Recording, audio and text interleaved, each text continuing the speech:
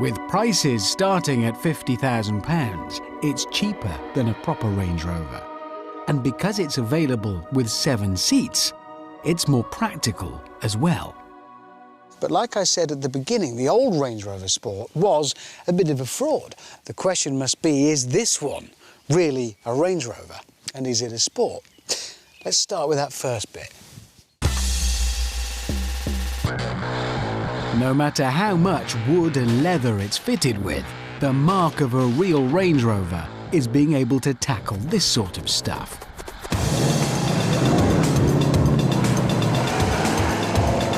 Important work being done, coming through.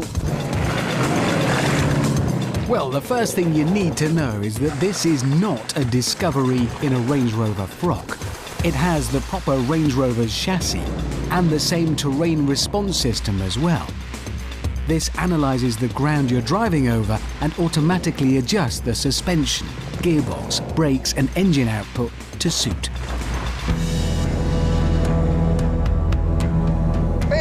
Big, almost vertical hill now.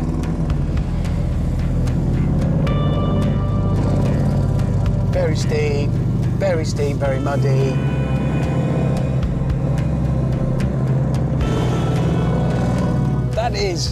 That is a climb. Well done, you. Besides the terrain response, there's also a computer that disconnects the anti-roll bars to increase wheel articulation.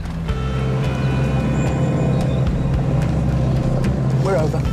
I mean, that was a big old cross-axling hump to get over. I didn't even notice.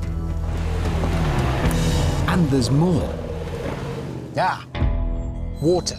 Good. Gives me a chance to play with something else I have on board, and that is sonar. Kid you not.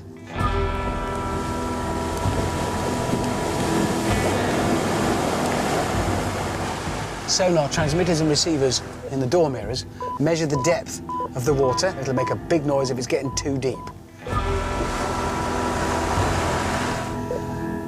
Not worried, not worried. I feel like I'm driving a luxury hotel room through a swamp.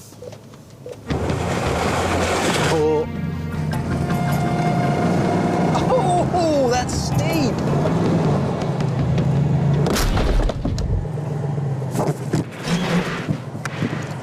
Just pretty much like it never.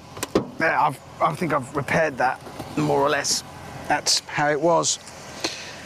Good. So there we are. This car, in the right hands, is very good off-road. And now we must move on to this bit of the badge. Welcome to Donington Park Racetrack. And if the Sport is as sporty as Land Rover claims, it should put on a good show here.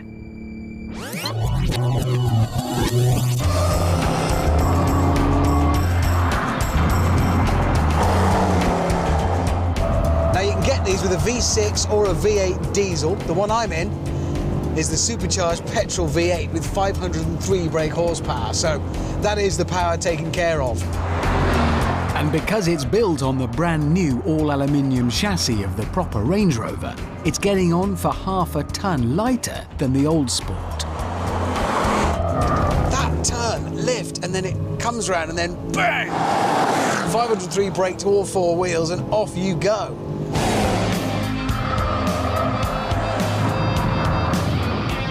And as well as the weight loss, the computer-controlled suspension fights body roll. And there's an active rear diff, like you get on a BMW M5. It also has something called torque vectoring, which dictates how much power is sent to each of the wheels and when.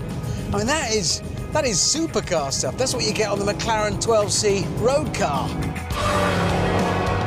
What's staggering me right now is that hurling this car around this racetrack, it doesn't feel like I'm asking it to do anything it doesn't want to do. It feels at home. All in all, on a track, it's good. But how good? Well, to find out, we must, as ever, call on the help of the world's chattiest racing driver. Today, the Stig is in a mini John Cooper Works GP, one of the most hardcore hot hatches you can buy. And now he's going to use it to set a lap time. When you're ready, go!